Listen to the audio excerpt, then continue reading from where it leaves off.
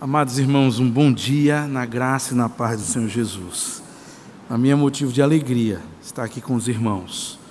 É motivo de alegria ver o que Deus tem feito por nós, o como o Senhor tem a cada momento confortado o nosso coração, redesenhado as nossas convicções e nos revelado um caminho novo, um projeto novo, uma visão nova para caminharmos ali no bairro do Jordão. Eu estou com a minha esposa, minhas duas filhas. Minha esposa se chama Érica, minhas filhas se chamam Raquel e Ruth. Elas já tiveram aí na escola dominical. Quando nós saímos de casa, a pergunta da Rutinha foi: pai, por que a gente vai acordar tão cedo? Eu disse: filha, porque o culto lá é mais cedo. Ela parou e disse assim: mas tem escolinha? Disse: tem escolinha. Ela: que bom. Aí a segunda mais velha, de 9 anos, olhou e disse assim: mas são 2 cultos? São. Então é 2 escolinhas. E eu disse que era. Elas ficaram felizes, mas agora elas descobriram que era uma só, todo mundo junto. Então depois eu vou ter que me desculpar com ela, porque eu achava que eram 2. Mas elas ficaram felizes porque elas estão nessa fase de querer ir para a igreja, mas querer ir para o espaço delas e aprender a palavra do Senhor. E eu não sei se elas estão aqui. Na hora que eu fui apresentar, elas tinham ido com as crianças. Mas, queridos, a gente traz um abraço fraterno, uma gratidão imensa da Igreja Presbiteriana Jordão Alto para a Igreja das Graças. Essa igreja que já em outras épocas me acolheu e me abraçou em tantos eventos de federação, de mocidade que nós fizemos aqui, tantas programações que nós participávamos da época do Recife Feliz, tanto lá no Americano Batista, como ainda no Chevrolet Hall, e foram momentos em que essa igreja foi importante na minha vida. Muitos preletores que eu ouvi aqui foram fundamentais para o meu chamado. Minha formatura no ano de 2000 no SPN foi aqui. Então essa igreja, de certa forma, ela faz parte sim da minha vida. Já passei muitas vezes, já estive muitas vezes sentado aí, e hoje eu me sinto privilegiado de poder compartilhar um pouco da palavra do Senhor. Nossa gratidão, irmãos, é por tudo que os irmãos têm feito. A oferta, ela chega numa boa hora, sim, não tenha dúvida, uma oferta muito generosa. Mas muito mais, nós estamos agradecidos pelas orações dos irmãos, pelo apoio emocional, pelo incentivo que muitos irmãos aqui, nos conhecendo, sendo colegas de Face ou de grupos de WhatsApp, têm mandado às vezes mensagens encorajadoras, e tenho certeza que num momento como esse, essas orações e essas palavras têm sido fundamentais. Então nós somos gratos por isso, porque só dinheiro não resolveu o nosso problema. Aliás, o nosso problema nunca foi dinheiro. Conquanto hoje o orçamento que o engenheiro fez para reconstruirmos o templo seja um montante que a nossa igreja nunca imaginou, sonhou arrecadar, isso nunca será o nosso problema. O dinheiro está por aí, Deus fará esse dinheiro chegar no tempo certo. Mas com certeza, antes de nos dar um novo templo, Deus nos dará uma nova igreja. Deus tem trabalhado nos nossos corações. Deus tem nos feito repensar o ser igreja no bairro do Jordão, e nós estamos muito felizes por isso. E é um pouco sobre isso que eu também quero compartilhar com você nessa noite, que essa experiência que nós vamos compartilhar aqui seja a experiência de Deus também para o seu coração. Gênesis capítulo 37. Quero dizer para os irmãos que eu já preguei esse texto muitas vezes antes de passar por essa fatalidade, mas hoje a minha compreensão do texto passa por uma outra hermenêutica, porque agora eu me senti verdadeiramente no lugar de José, e é sobre esse personagem que eu gostaria de compartilhar com você nesta manhã. Gênesis capítulo 37.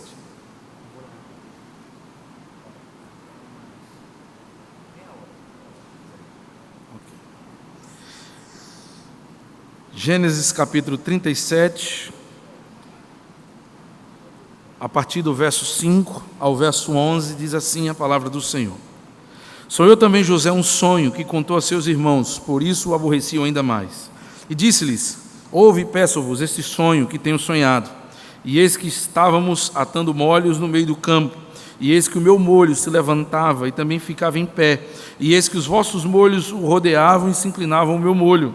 Então lhes disseram os irmãos: tu, pois, deverás reinar sobre nós, tu deverás ter domínio sobre nós, e por isso tanto mais o aborreciam, por causa dos seus sonhos e por causa das suas palavras. Sonhou ainda ele um outro sonho, e contou a seus irmãos e disse: eis que ainda sonhei um outro sonho, peço que vocês me escutem. E eis que o sol, a lua e as 11 estrelas se inclinavam a mim. E contando isso a seu pai e a seus irmãos, Seu pai o repreendeu e disse-lhe: que sonho é este que sonhasse? Porventura vieremos eu, tua mãe e teus irmãos, e inclinar-nos-emos perante ti na terra? E por causa disso, seus irmãos o invejavam, porém o seu pai guardava todo este negócio no seu coração. Pai querido, mais uma vez te agradeço por essa oportunidade de conhecer essa família e ministrar a tua palavra. Ela por si só é poderosa para falar aos nossos corações, mas nós te pedimos que o teu Espírito Santo faça a aplicação necessária que cada um de nós precisamos. É o que eu te peço em nome de Jesus. Amém. Amados irmãos, quem nunca sonhou? Quem nunca teve um sonho aqui? Todos possuem sonhos, e sonhar é muito bom. Na verdade, psicólogos e outros estudiosos da mente humana falam que sonhar é algo saudável. Sonhar deixa as pessoas mais felizes, sonhar deixa as pessoas mais leves, sonhar faz as pessoas rirem mais, sonhar faz as pessoas serem mais perseverantes, sonhar ajuda as pessoas a interagirem mais, sonhar adoece menos. Pessoas que adoecem mais sonham um pouco, pessoas que são mais depressivas sonham um pouco, pessoas mais introspectivas sonham um pouco, de forma que Deus nos colocou com esse dispositivo com um motivo muito forte, muito importante, porque sonhar faz bem. Nós tínhamos um sonho, queridos, na nossa igreja. Eu sou pastor da Igreja Presbiteriana Jordão Alto há 14 anos, em dezembro eu faço 15. Interessante é que eu fui lá para passar apenas um ano. Eles precisavam de um pastor para passar apenas um ano, porque no ano seguinte viria um pastor de São Paulo que estaria ficando na igreja, e fiquei eu, e o pastor de São Paulo foi para outro lugar. Então, vou fazer 15 anos. Pegamos a igreja pequena, e ao longo desses 14 anos a igreja vinha crescendo. Ao longo de 14 anos nós fizemos 4 reformas de ampliação, para que a igreja pudesse ir comportando e recebendo a demanda das pessoas que Deus ia salvando. Essa seria a nossa 5ª reforma, uma reforma que faria o nosso templo ter uma capacidade para 500 pessoas. E eu dizia no meu coração, quando chegar a 500 eu paro. Quando chegar a 500 está bom demais, quando chegar a 500, aí qualquer coisa faz 2 cultos, mas eu não mexo mais, eu não aguento mais 14 anos, quebra, desquebra, constrói, derruba de novo, vai, amplia, faz outro telhado. A igreja já não tinha mais característica da igreja. Os sonhos eram tremendos, nós queríamos mais espaços, nós queríamos ganhar mais vidas, e a igreja estava vivenciando esses sonhos. Amados irmãos, há uma grande diferença entre os nossos sonhos e os sonhos de Deus. Os nossos sonhos frequentemente eles são formulados levando-se em conta as nossas forças. Todas essas ampliações e reformas que nós fizemos na nossa igreja era como a gente podia fazer. O recurso era pouco, às vezes não podia contratar um profissional, mas sempre Deus convertia aí mão de obra, era mestre pedreiro, a pessoa chegava e dizia: pastor, a gente faz, e a gente foi fazendo, nunca caiu. Quando a gente partiu para essa 5ª reforma, eu disse: não, vamos pegar um engenheiro. Deus converteu um agora, então vamos aproveitar que ele está aí coração na obra, querendo ajudar, vamos trabalhar. Foi quando caiu, mas não foi culpa do engenheiro, lógico. Foi por causa das chuvas que a PAC não previa aquela intensidade e pegou todos nós despreparados. Mas eu brinco isso com ele: está vendo, no dia que eu fiz com você caiu. É só brincadeira. O fato, queridos, é que nós estamos fazendo uma ampliação dentro das nossas condições, tentando aproveitar o máximo do que nós tínhamos, sem perder nada. Nós tínhamos, ao lado da lateral da igreja, uma parede de quase 14 metros, de 8 de altura, nós tínhamos uns 4 metros de barreira, e nós estávamos fazendo um muro de contenção. Depois desse espaço, tinha um corredor que passava nessa parede. Então a ideia era que, fazendo esse muro de contenção, como o engenheiro estava ensinando, nós iríamos colocar ali a nova parede da igreja, fazer um novo telhado, e nós teríamos então uma ampliação de 10 por mais 4, daria para chegar ao tamanho que a gente gostaria, com estrutura para fazer galeria, pronto, a gente chegava ao nosso objetivo. Esse era o nosso sonho, mas era um sonho levando-se em conta as nossas forças. Frequentemente, queridos, os nossos sonhos são influenciados por coisas que vemos e gostamos. Frequentemente os nossos sonhos, eles são formulados para nos dar prazer. A gente só sonha com aquilo que a gente tem prazer. Ninguém sonha em sofrer. Ninguém sonha em se dar mal. Ninguém sonha em ser demitido. Essas coisas acontecem, mas você sonha em ganhar mais, em produzir mais, em alcançar alguma coisa. Veja a grande diferença: os sonhos de Deus são radicalmente diferentes, porque os sonhos de Deus não dependem da nossa força. Normalmente Deus coloca no nosso coração coisas que a gente olha para nós mesmos e diz: não, isso é demais. E nunca vai faltar pessoas que cheguem perto da gente e digam: está sonhando demais, aterrize. Os sonhos de Deus não dependem da nossa força. Os sonhos de Deus muitas vezes são com coisas que nunca imaginamos, como tem sido agora a realidade, um tempo que a gente nunca imaginou, numa perspectiva e de uma forma que não estava dentro do nosso planejamento. Os sonhos de Deus, queridos, sempre são projetados em nosso coração para que a glória seja de Deus. Porque se nós alcançamos aquilo que podemos fazer, a glória é nossa. Se nós fazemos apenas aquilo que nós temos prazer, a glória é nossa. Mas quando Deus nos dá os seus sonhos justamente são diferentes dos nossos, para que a glória não seja nossa, não seja a gente dizendo, eu alcancei, eu consegui, eu pude, foi como eu imaginei, mas que a gente possa dizer, Senhor, não imaginava que isso podia acontecer, mas louvado seja o teu nome, porque o Senhor fez. Os nossos sonhos, eles são constantemente influenciados, por exemplo, pela opinião das pessoas. Quantas pessoas aqui já não acordaram com um sonho, começaram a compartilhar, e as opiniões que começaram a surgir foram para diminuir, mudar, refazer, e você mudou o seu sonho porque as pessoas influenciaram, fizeram você acreditar que eles não eram possíveis. Nossos sonhos, eles são constantemente influenciados pela presença de recursos. Às vezes a gente sonha, e se o recurso sobrou, a gente, vou fazer isso também. E se o recurso faltou, então eu vou adequar o meu sonho, e a gente diminui o nosso sonho de acordo com os nossos recursos. Os nossos sonhos, eles são constantemente influenciados pelo nosso estado emocional. A gente acorda inspirado, a gente é feito um trator passando por cima de tudo. No outro dia, se a gente acordar desanimado, a gente larga aquele sonho, desiste, a gente acha que já acabou o nosso tempo, que não vai dar mais nada certo. Então, nossos sonhos são profundamente influenciados pelo nosso estado emocional, diferentemente dos sonhos de Deus. Porque os sonhos de Deus, pouco importa para os sonhos de Deus a opinião das pessoas. Quando Deus coloca uma convicção no nosso coração, às vezes, algumas pessoas não conseguem enxergar isso. E quem disse que elas precisam enxergar isso? Porque quando o sonho é seu, de Deus para você, é você que precisa ter convicção disso, e não as pessoas que estão à sua volta. Então, às vezes, as pessoas não acreditam na possibilidade, mas você continua crendo naquela voz e naquela convicção que está ardendo no seu coração. Os sonhos de Deus, irmãos, eles não dependem dos nossos recursos. Os sonhos de Deus não dependem do nosso estado emocional. Às vezes as dificuldades acontecem, às vezes tudo que você estava fazendo dá errado, como era o caso que nós estávamos fazendo, e ainda assim o sonho permanece, porque ele não é nosso, é de Deus. E é interessante que a Bíblia está repleta de exemplos de pessoas que tiveram sonhos loucos, sonhos difíceis, sonhos irracionais.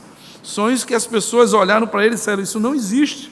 Mas quando o sonho é de Deus e recebe a aprovação de Deus, nada impede a sua realização. Você crê nisso?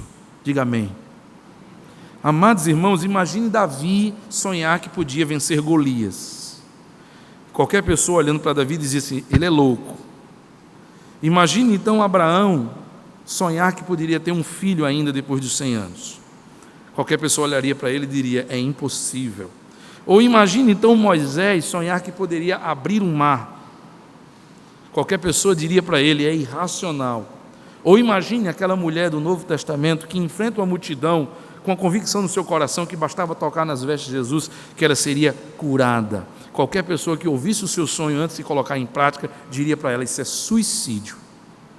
O fato, queridos, é que esses homens sonharam muito alto, sim ou não? Mas Deus foi com eles. Quando o sonho é de Deus, irmãos, Deus se responsabiliza. Deus não nos dá o sonho e nos deixa sozinhos, largados, mas Deus está conosco na realização dos seus sonhos em nossa vida. O nosso grande desafio, irmãos, é entender se nós estamos no nosso sonho ou no sonho de Deus e a coragem de, quando houver esse confronto, esse choque, que prevaleça sobre as nossas vidas o sonho de Deus.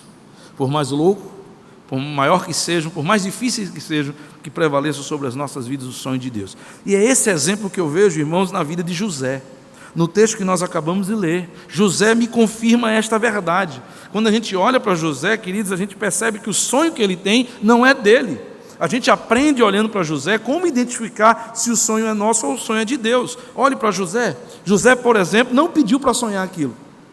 Nunca houve ambição no coração de José de querer ser maior que a sua família, o maior da sua casa. Nunca houve, isso nunca passou no coração de José. José, queridos, teve um sonho inimaginável, porque as suas condições não poderiam favorecer que um dia ele pudesse ser maior, já que ele era um dos menores da sua família. O sonho de José era totalmente fora da sua realidade. O sonho de José, queridos, ninguém acreditava na possibilidade dele.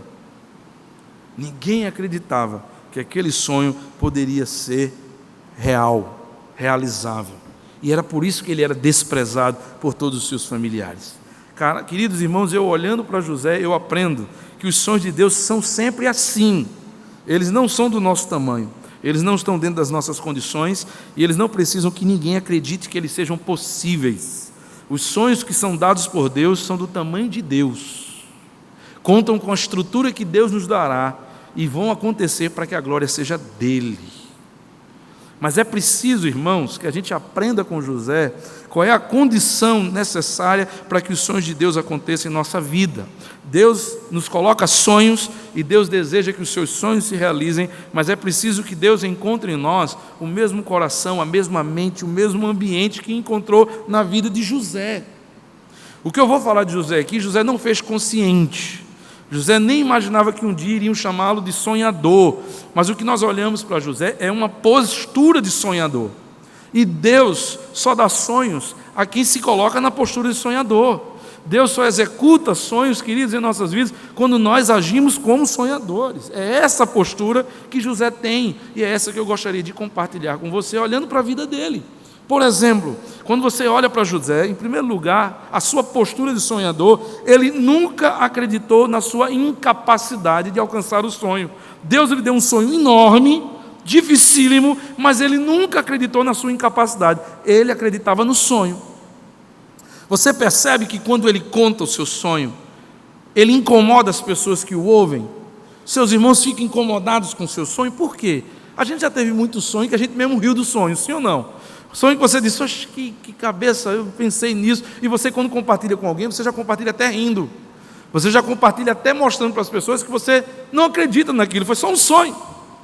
Só que a forma como José compartilha o seu sonho incomoda, porque Jesus acredita no seu sonho. Ele não acredita na sua incapacidade, ele acredita no sonho. Ele compartilha o seu sonho com tanta convicção, com tanta realidade, que as pessoas o acham louco e o aborrecem, porque é como se ele quisesse ser melhor que os outros, mas não é, queridos. É porque José tem a postura de sonhador. Ele acredita no sonho. Quando o sonho vem de Deus, não importa a minha capacidade. Quem era José para se tornar o maior da sua família? Ele não era ninguém. Mas o sonho não vinha dele, a pretensão não era dele, aquilo não surgiu com ele, não era fruto da sua vaidade pessoal, vinha de Deus.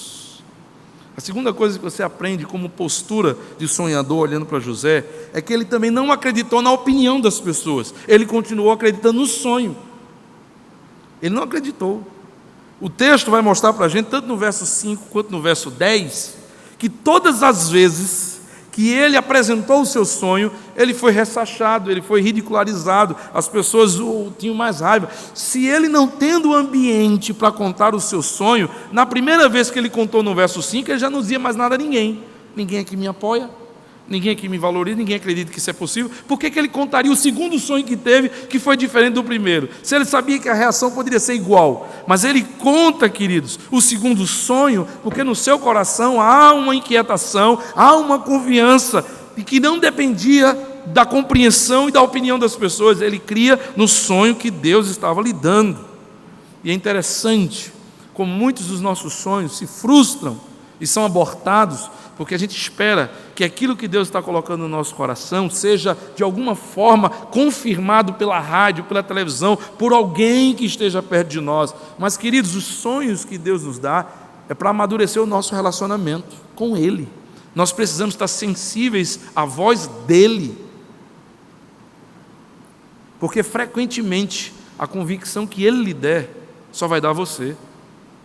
E ou você confia no chamado dEle, ou você confia no sonho que Ele está lhe dando, ou você será de alguma forma prejudicado, desanimado, desviado do propósito de Deus pela opinião dos outros. José não recebeu nenhum apoio, nenhuma palavra de incentivo, nem aquelas pessoas que olham para o nosso sonho grande demais, mas não são sinceras com a gente. Ah, rapaz, Ah, legal, beleza, continua sonhando. E lá dentro você percebe que ele está falando sem acreditar no sonho. Nem isso José recebeu. Ele recebeu só descrédito. Ele foi mal julgado pelos sonhos que Deus estava colocando no seu coração. Mas ele não acreditou na opinião das pessoas. Ele acreditou no sonho. Terceira postura de sonhador, queridos, de José. Ele não acreditou nas tragédias que se sucederam até a realização do sonho. Ele continuou acreditando no sonho. Porque o que José experimenta até o momento que ele recebe o sonho, em seguida, até que esse sonho se aconteça, se realize, é só tragédias. Para começar, os seus próprios irmãos lhe vendem, lhe traem, lhe espancam, lhe jogam dentro do poço, lhe vendem como escravo. Quando lá na frente ele começa a achar que está novamente tomando o controle da sua vida, ele começa a ser o governante da casa de Potifar, vai tudo por água abaixo de novo, ele volta para a cadeia de novo e volta o seu sofrimento de novo. Tragédias em cima de tragédias. Circunstâncias que faziam parte do plano de Deus. Elas não eram positivas, elas não foram confortáveis, elas não trouxeram a confirmação que José, talvez como eu e você, normalmente esperamos. Senhor, dá uma luz, confirma, mostra que o Senhor está nesse negócio. Ele não teve isso. Ele teve tragédias em cima de tragédias, que pareciam inclusive contraditórias. Como é que Deus me dá um sonho que eu vou crescer e eu só estou indo para baixo? E eu só estou sendo escravo? Sonhos contraditórios, queridos. Mas aprendam uma coisa: por trás de cada acontecimento há um propósito. Por trás de cada acontecimento sempre há um propósito de Deus. Foi preciso que o Senhor derrubasse, permitisse a queda daquilo que estava sendo feito, para que a gente pudesse voltar a perguntar ao Senhor: Senhor, qual é o teu sonho? Nós não queremos mais uma igreja para 500 pessoas. Nós queremos uma igreja maior. Nós queremos uma igreja mais significativa, porque nós entendemos, irmãos, que devemos estar sensíveis aos sonhos de Deus. Os nossos sonhos sempre são mais confortáveis. As tragédias acontecem, irmãos, para provar a nossa fé. A nossa fé ela não é provada nos momentos bons. A nossa fé ela é provada nos momentos onde você não tem explicação, onde você pergunta por quê e para quê, e ainda assim isso não lhe convence. Quando todas as portas se fecham, quando o diagnóstico é contraditório, quando tudo parece impossível, é que a sua fé precisa entrar em ação. É quando você prova quem você é e você dá testemunho do que você crê. Se aquilo que você é e crê suporta a adversidade e você continua louvando ao Senhor e focado no alvo, nada detém a sua caminhada rumo ao sonho que Deus tem lhe dado. Lembre-se do que diz o autor de Hebreus: a fé é a certeza das coisas que se esperam, não é a certeza das coisas que se veem. Porque uma coisa que se vê ou que se pode fazer, não precisa fé para isso. A fé é a certeza das coisas que se esperam. É aquilo que você crê, que está gestacionado no seu coração, e você está esperando o tempo da providência do Senhor. A postura de José, que lhe fez alguém que foi capaz de alcançar o sonho de Deus, é que José não acreditou nas tragédias. Ele não sabia explicar, ele não pediu para passar por aquilo, mas ele nunca duvidou que Deus estava no controle da sua vida, apesar das tragédias. Outra postura, queridos, de José como sonhador que nós precisamos aprender: José não se amargurou pelas decepções no caminho da realização do sonho. Ele continuou acreditando no sonho, porque no caminhar desse sonho, nessa escola, nesse preparo, nesse caminho que Deus estava fazendo José dirigir-se até o seu sonho ser realizado, ele teve muitas decepções. É interessante que José começa a fazer de tudo para que Potifar comece a ser um homem próspero. Deus começa a abençoar Potifar por causa da fidelidade de José. Num belo dia, sua mulher coloca os olhos nele, ele precisa fugir, mas a versão dele não é acreditada. Potifar vai acreditar na mulher dele. Tudo o que ele havia feito caiu por terra. Todo o benefício que ele havia feito perdeu-se. Mas lá na frente o copeiro é levado à prisão. Tem um sonho, ele revela o sonho. O copeiro fica feliz com a resposta do sonho. A resposta do sonho se realiza. E ele pede ao copeiro: esquece de mim não. Quando estiver lá, fala de mim. Quando o copeiro assumiu a sua função, esqueceu de novo. Passou mais 2 anos na cadeia por causa disso. Decepções. decepções de pessoas que prometem e não cumprem, decepções de pessoas que começam a caminhar ao seu lado e depois lhe abandonam, decepções de pessoas que nunca lhe dão palavras de incentivo, de encorajamento, decepções, queridos. Ele nunca acreditou, nunca se deixou se amargurar pelas decepções, ele acreditava no sonho. No processo da realização do seu sonho, você passará por muitas coisas e ouvirá muitas coisas. Nada disso fará efeito. Nada foge ao controle de Deus. Em tudo há um propósito e Deus estará amadurecendo os nossos corações. Uma outra postura de sonhador que José tinha, que eu e você precisamos ter, muito importante. Há pessoas que perdem os seus sonhos por causa disso. Ele não aceitou os atalhos para alcançar o seu sonho. Ele manteve-se acreditando no sonho. O caminho de Deus para alcançar os sonhos que Ele nos dá, queridos, são mais trabalhosos, são desconfortáveis, às vezes demoram mais. E o diabo, o nosso inimigo, ele é experiente em tentar encurtar caminhos, em tentar nos ajudar com ideias criativas que podem fazer com que o sonho de Deus aconteça mais rápido, de forma mais fácil, de forma mais barata, em menos tempo. José teve uma proposta como essa. A mulher de Potifar chega para ele e diz assim: olha, meu marido já deixou você comandando tudo, agora você pode ter ainda o brinde, você pode ter a mim, e eu posso facilitar muito a sua vida, ninguém vai saber. O que acontecer aqui vai ficar entre a gente. Você continua na sua função e você ainda vai ter meu apoio, meu incentivo para eu fazer muitas coisas por você. O que eu convencer meu marido, com certeza ele vai atender e ninguém vai saber desse nosso romance. Era um atalho, queridos, que poderia trazer algum tipo de benefício, algum tipo de favorecimento, algum tipo de facilidade na vida de José. Mas José não aceitou os atalhos. A palavra de José no verso 9, queridos, do capítulo 39, é extraordinária, porque José diz assim: como eu poderia cometer um pecado como esse contra o meu Deus? É interessante, porque José estava longe dos seus pais, longe dos seus irmãos, longe da sua terra, longe das pessoas que ele conheciam. Ali ele não devia nada a ninguém, ali todo mundo só conhecia o que ele se deixava revelar, e ele poderia fazer qualquer coisa que ninguém iria julgá-lo. Mas ele sabia que ele estava longe de todos, mas nunca longe de Deus. Deus estava com ele. A mentalidade de José: Deus está comigo, como eu posso fazer isso na presença de Deus? Eu recomendei um livro no primeiro culto, que é muito interessante a partir do seu título. Ele diz: quem é você quando ninguém está olhando? Queridos, não aceitar atalhos é se determinar a manter a sua fidelidade e a sua santidade a Deus até ver o sonho realizado. E foi o que José fez.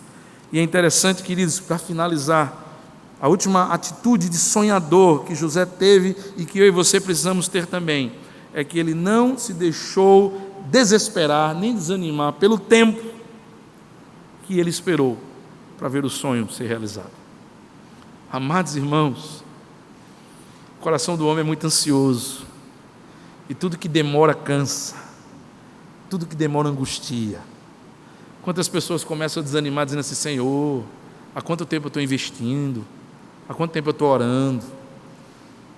E eu pude dizer isso também, porque pastor é de carne e osso, não é super-herói. Senhor, 14 anos, chegamos aonde chegamos, por que o Senhor permitiu isso, Senhor? E agora para recomeçar do zero, Senhor?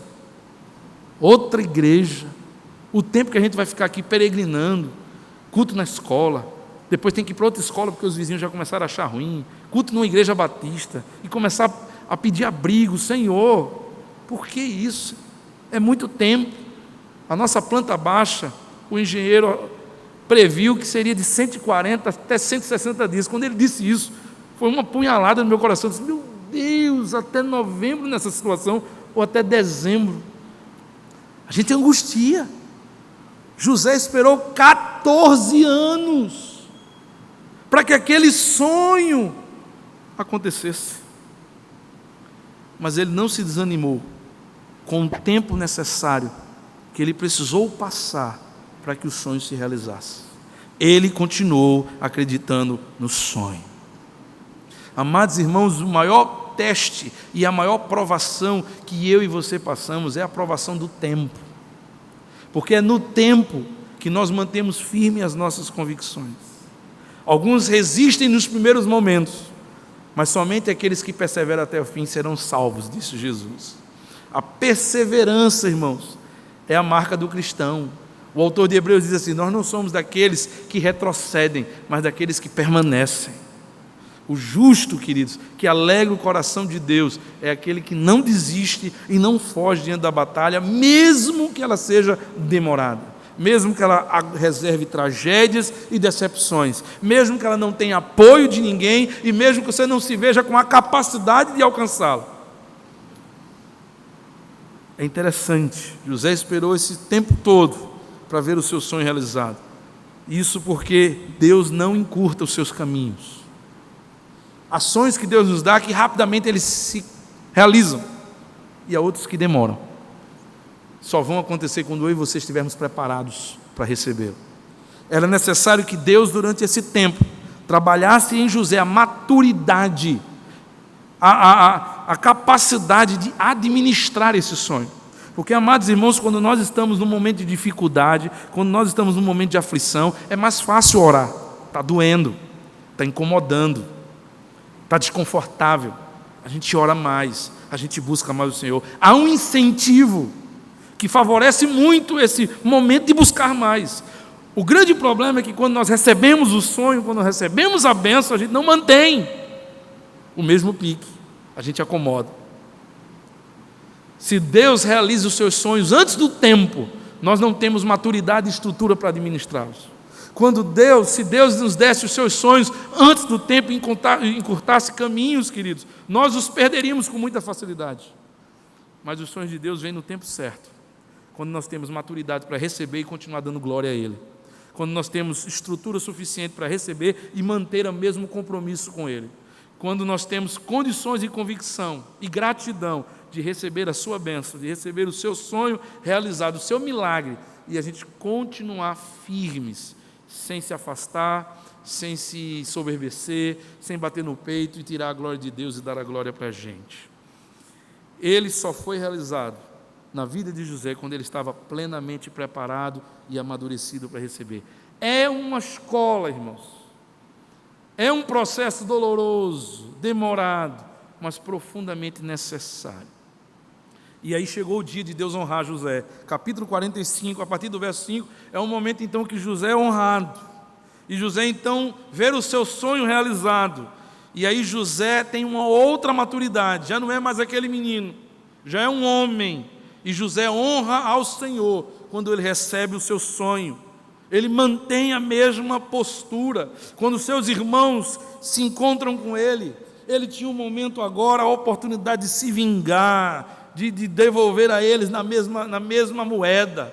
Mas não há nem vingança contra os seus irmãos, nem há desprezo ou desdém da parte de Deus. Pelo contrário, as palavras de José são: não foram vocês que me enviaram aqui, Deus usou vocês.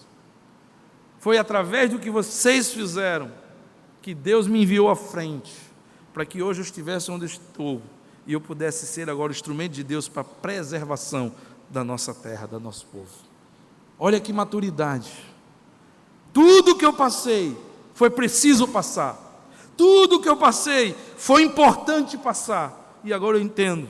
Eu tenho uma outra perspectiva, não mais daquele que está no meio do turbilhão, do tsunami, mas agora com outros olhos, entendendo o agir de Deus e os propósitos de Deus. Amados irmãos, todo sonho de Deus precisa terminar assim. E enquanto nós não estivermos preparados e amadurecidos, os sonhos não se completam em nossas vidas, porque nós precisamos reagir aos sonhos assim. Nós precisamos ter a convicção de que tudo que viermos a passar é necessário. Deus não se engana, Deus não está sendo injusto, Deus não está esquecido de nós. É necessário, porque desde o dia que caiu o templo, até o dia que Ele nos deu um novo templo, Ele esteve no controle de José, desde o dia que Ele deu o sonho, até enquanto ele foi vendido como escravo, e todas as quedas que ele teve, até o dia que Deus o fez vice-faraó. Deus sempre está no controle. Para que o sonho se realize, irmãos, é necessário que a gente tenha a certeza de que tudo que Deus prometer, Ele fará. Não pode haver dúvida. A postura de um sonhador é aquele que jamais duvida daquilo que Deus coloca no seu coração. Porque cada sonho deve nos deixar mais preparados para degraus maiores que Deus esperará de cada um de nós. Você precisa olhar para a sua vida, você precisa olhar para a sua história, e você aprender com tudo que você vivenciou e as conquistas que Deus lhe deu, para que você olhe para frente as próximas conquistas, que frequentemente são maiores do que aquelas que nós já passamos, porque a maturidade é outra, o momento, o time com Deus é outro, e você não duvide, e você não retroceda. Os sonhos acontecerão em nossas vidas, irmãos, quando nós tivermos a visão de que o nosso papel, antes do sonho, durante o processo do sonho e quando recebermos o sonho, é dar a Ele toda a honra, toda a glória e todo o louvor. Ele dá o sonho, Ele controla o sonho, Ele nos ajuda no processo do sonho e Ele nos presenteará com o sonho, desde que nós tenhamos a postura de sonhador. Eu tenho pregado a nossa igreja dizendo: Deus nos dará um tempo, eu não tenho dúvida. Não sei quanto, não sei quando, não sei como, mas Deus nos dará um tempo. Mas antes que Deus nos dê um novo tempo, que Deus nos faça uma nova igreja. Uma nova igreja, que sonhe os sonhos deles, que esteja sensível à sua voz. E eu digo para você, quando o sonho for de Deus, não tenha medo de sonhar. Sonhe. Que Deus abençoe os irmãos. Foi muito bom estar com vocês. Deus abençoe.